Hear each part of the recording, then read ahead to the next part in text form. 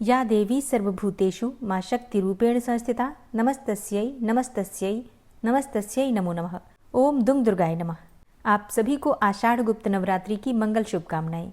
15 जुलाई 2026 बुधवार से गुप्त नवरात्रि का प्रारंभ हो रहा है और गुप्त नवरात्रि में 10 महाविद्याओं की आराधना करने से संपूर्ण कामनाएं पूर्ण हो जाती हैं। 10 महाविद्याओं के नाम हैं माँ काली, माँ तारा, माँ षोडशी, माँ भुवनेश्वरी, माँ भैरवी, माँ छिन्नमस्ता, माँ धूमावती, माँ बगलामुखी, माँ मातंगी और माँ कमला।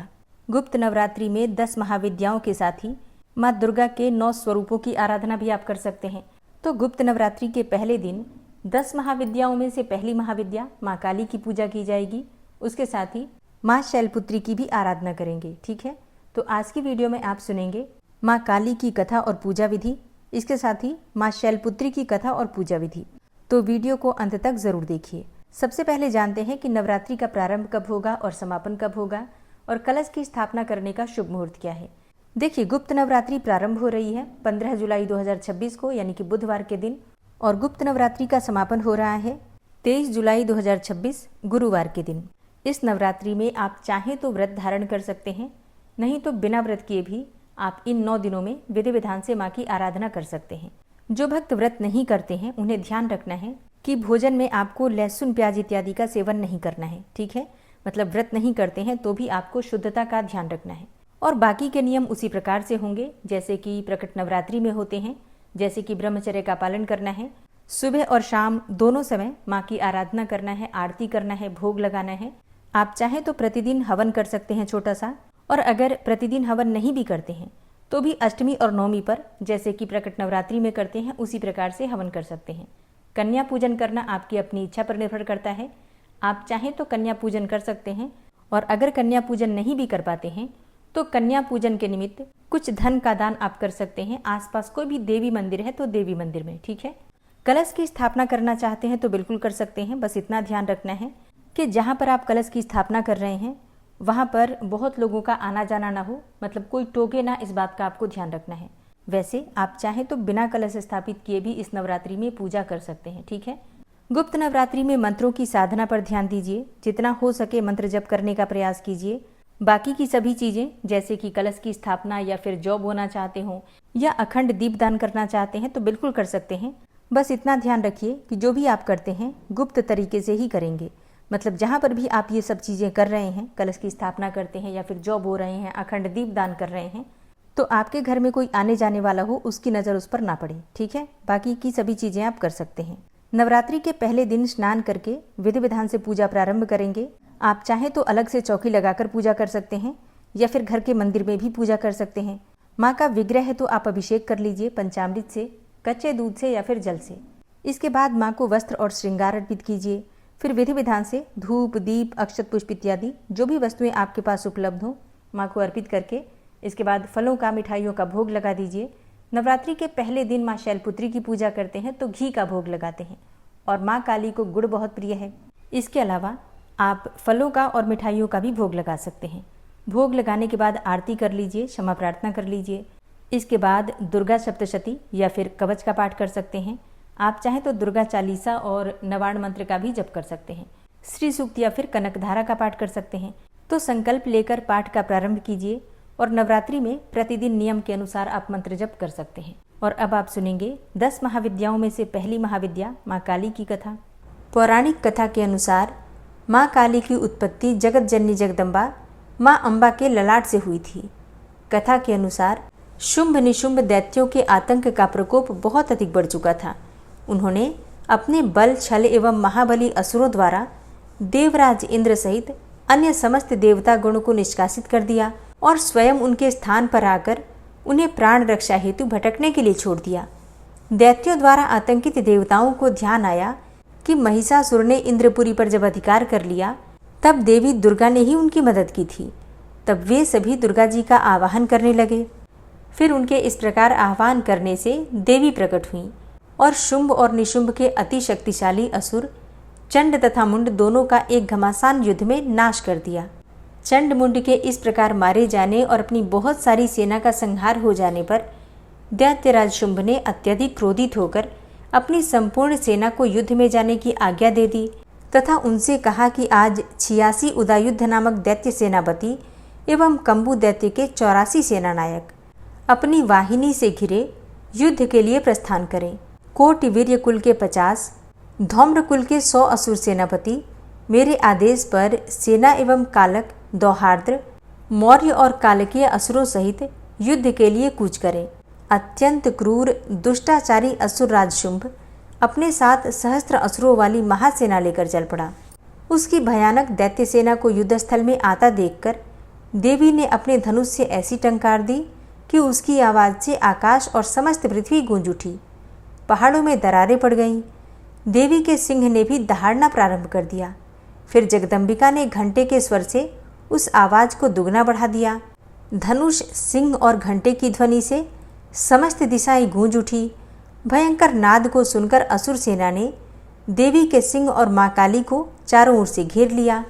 तदनंतर असुरों के संहार एवं देवगणों के कष्ट निवारण हेतु परमपिता ब्रह्मा जी, भगवान विष्णु, महेश, कार्तिकेय, इंद्रादि देवताओं की शक्तियों ने रूप धारण कर लिए और समस्त देवों के शरीर से अनंत शक्तियां निकलकर अपने पराक्रम एवं बल के साथ माँ दुर्गा के पास पहुंची। तत्पश्चात समस्त शक्तियों से घिरे हुए शिवजी ने देवी जगदम्बा से कहा कि मेरी प्रसन्नता हेतु तुम इन समस्त दानव दलों का सर्वनाश करो। तब देवी जगदम्बा के शरीर से भयानक उग्र रूप धारण करके चंडिका देवी शक्ति रूप में प्रकट हुई। उनके स्वर में सैकड़ों गीदड़ों की भांति आवाज आती थी। असुर राज शुंभ और निशुंभ क्रोध से भर उठे। वे देवी काली की ओर युद्ध हेतु बढ़े। अत्यंत क्रोध में चूर उन्होंने देवी पर बाण, शक्ति, शूल, फरसा आदि अस्त्रों शस्त्रों द्वारा प्रहार करना प्रारंभ कर दिया।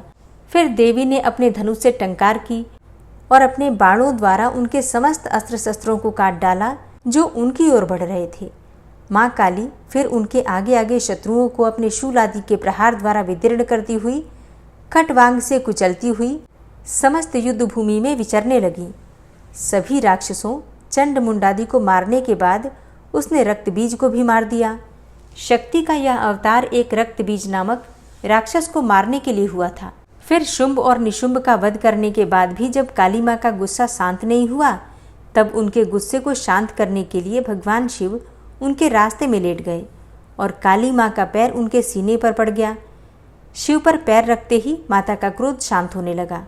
10 महाविद्याओं में माँ काली प्रथम रूप है। माँ काली जी का स्वरूप अत्यंत विकराल, अभयंकारी और मंगलकारी है।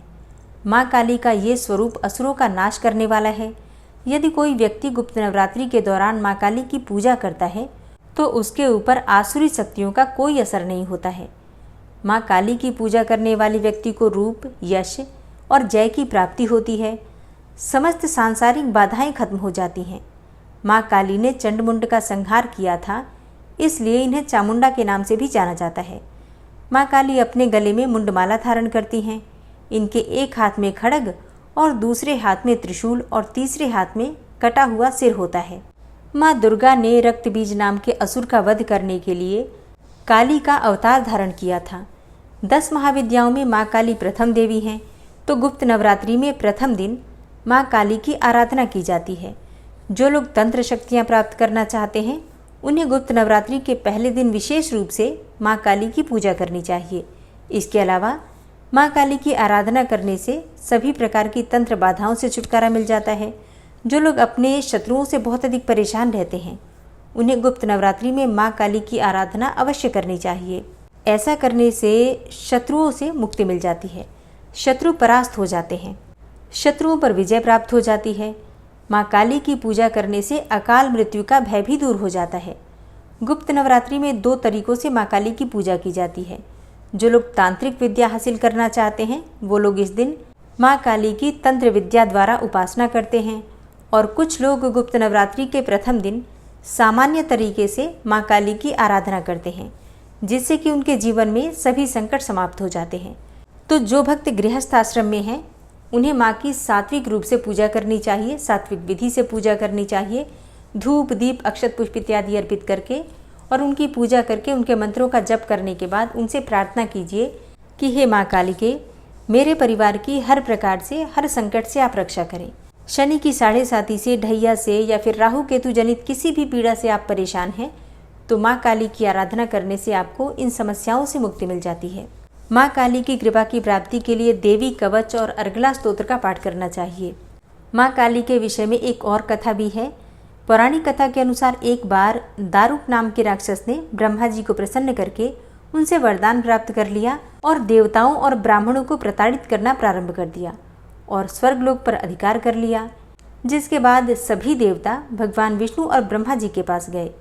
ब्रह्मा जी ने सभी देवताओं को बताया कि इस दुष्ट का संहार एक स्त्री ही कर सकती है। जिसके बाद सभी देवता भगवान शिव के पास गए और उन्होंने भगवान शिव को सारी बात बताई। अब इसके बाद भगवान शिव ने माता पार्वती की ओर देखा। माता पार्वती इस पर मुस्कुराईं और अपना एक अंश भगवान शिव में प्रवाहित कर दिया। जिसके बाद भगवान शिव के कंठ से विष के उस अंश ने अपना आकार धारण कर लिया। जिसके बाद भगवान शिव ने अपना तीसरा नेत्र खोल दिया। उनके इस नेत्र से विकराल रूप वाली माँ काली उत्पन्न हुई। माँ काली के ललाट में तीसरा नेत्र और चंद्र रेखा थी। माँ काली के भयंकर और विशाल रूप को देखकर देवता और सिद्ध लोग भागने लगे। फिर माँ काली का दारुक और उसकी सेना के साथ भयंकर युद्ध भी हुआ। माँ काली ने सभी का वध कर दिया, लेकिन माँ काली का क्रोध शांत ही नहीं हुआ और माँ काली के इस क्रोध से संसार भी जलने लगा। जिसके बाद भगवान शिव ने एक बालक का रूप धारण किया और श्मशान में लेटकर रोने लगे। फिर माँ काली उन्हें देखकर मोहित हो गई और इसके बाद माँ काली ने बालक रूपी भगवान शिव को अपने गले से लगाकर अपना दुग्ध पान कराया। इसके बाद उनका क्रोध शांत हो गया। तो इस प्रकार से माँ काली की उत्पत्ति की बहुत सारी कथाएं हैं। और अब आप सुनेंगे माँ शैलपुत्री की कथा। माँ दुर्गा को सर्वप्रथम शैलपुत्री के रूप में पूजा जाता है। हिमालय के यहाँ पुत्री के रूप में जन्म लेने के कारण उनका नामकरण हुआ शैलपुत्री। इनका वाहन वृषभ है, इसलिए यह देवी वृषारूढ़ा के नाम से भी जानी जाती है। इस देवी ने दाएं हाथ में त्रिशूल धारण कर रखा है और बाएं हाथ में कमल सुशोभित है। यही देवी प्रथम दुर्गा है। यही सती के नाम से भी जानी जाती हैं। और इनकी एक मार्मिक कहानी है।